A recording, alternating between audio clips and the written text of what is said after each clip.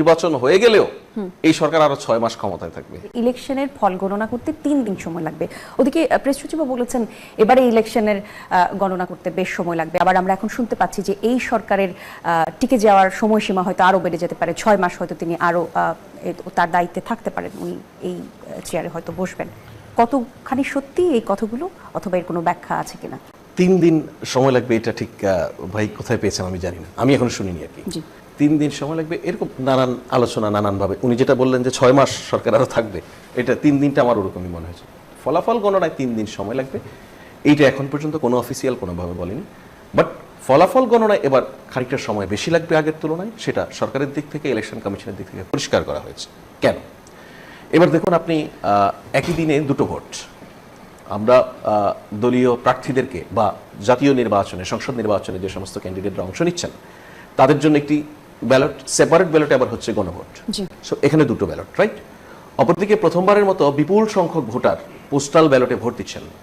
এই পোস্টাল ব্যালটের যারা প্রবাসী তাদের জন্য দুটো ব্যালট, একটি গণভোটের সেপারেট ব্যালট আর একটি হচ্ছে দলীয় পদগুলি বা নির্বাচনের যারা অংশ নিচ্ছেন তাদের জন্য ব্যালট।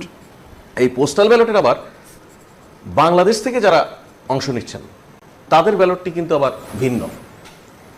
প্রবাসের যে ব্যালটটা সেখানে নির্বাচন কমিশনের রিজার্ভে থাকা সবগুলি প্রতীক, নির্বাচনী প্রতীক সন্নিবেশিত, আর বাংলাদেশ থেকে যারা পোস্টাল ব্যালটে অংশ নিচ্ছেন সেক্ষেত্রে যেই আসনের যিনি ভোটার শুধুমাত্র সেই আসনের ভোটার দিয়ে প্রার্থীদের প্রতীক দিয়েই তৈরি করা ব্যালট। সুতরাং এই টোটাল প্রক্রিয়াগুলি যদি আপনি দেখেন তাহলে খুব স্বাভাবিক যে খানিকটা সময় বেশি লাগবে। এখন আমাদের দেশের যে রাজনৈতিক বাস্তবতা, এই রাজনৈতিক বাস্তবতায় যেটা হয় যে যখন ভোট গণনা হয় ভোট শেষে প্রত্যেক প্রার্থীর কিন্তু ওখানে এজেন্ট থাকেন, তারপরেও আমাদের এখানে এই ভোট গণনার সময় নানান গুজব ছড়িয়ে পড়ে। আমরা আর এই সরকার তো শুরু থেকেই নানান ধরনের গুজবকে নানানভাবে ফেস করতে হচ্ছে, তাই না? সো ওই বাস্তবতার জায়গা থেকে যেন কিছুটা সময় বেশি লাগলে সেটা যেন কোনো গুজব সৃষ্টি করতে না পারে, মানুষ যেন অ্যাওয়ার থাকে। কয়েকটা লেয়ার আছে দেখুন, পলিটিক্যাল পার্টি, তাদের ক্যান্ডিডেট, তাদের কর্মী এবং তাদের সমর্থক প্রত্যেকেই যদি আগে থেকে অ্যাওয়ার থাকে যে এবার আমার আগের তুলনায় খানিকটা বেশি সময় লাগবে, তাহলে কিন্তু খুব ক্লিয়ার। এই জন্য আগে থেকে এটা বলা যে এই সময়টা কত সময় লাগতে পারে, কিছুটা বেশি, এটা কত সময় লাগতে পারে এটা ডিপেন্ড করবে এক এক এলাকায় এক এক রকম। 6 মাসের যে প্রসঙ্গটা আপনি বলেছেন এটা খুব ইন্টারেস্টিং।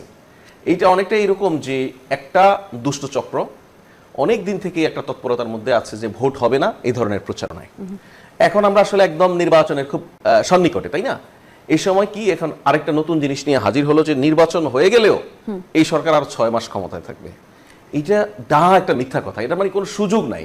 প্রথম কথা হচ্ছে ধরুন 12 ফেব্রুয়ারি ইলেকশন হবে, আমরা বোধ করি যে 12 ফেব্রুয়ারি শেষ রাত মানে 13 ফেব্রুয়ারি ভোরের মধ্যে আনঅফিসিয়াল রেজাল্ট হয়তো ডিক্লেয়ার হয়ে যাবে। 14 ফেব্রুয়ারির মধ্যে হয়তো আনুষ্ঠানিক ফলাফল ঘোষণা বা গেজেট প্রকাশ যেটা বলে সেটা হয়তো হয়ে যাবে।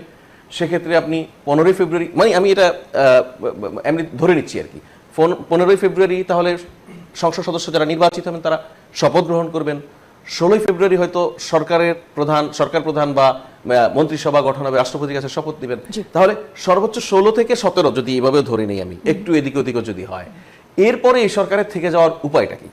তাহলে কেন এর উৎপত্তি ঘটলো? বলা হচ্ছে গুঞ্জন যা বলছে, যেরকম আপনি নানা রকম গুঞ্জন শুনেছেন, আমরা যেরকম গুঞ্জন শুনেছি যে ভোটের গণনায় কিছু জায়গায় ভোট গণনা ঝুলে যাবে এবং সেই ঝুলে যাওয়া সংখ্যাগুলোই আসলে পরবর্তীতে এই সরকারের এই হাইপোথেটিক্যালের উপরে মানে কিছু জায়গায় ভোট গণনা ঝুলে যাবে আর সেটাকে ভিত্তি করে সরকার আরো 6 মাস থেকে যাবে, মানে হাস্যকর আলোচনা।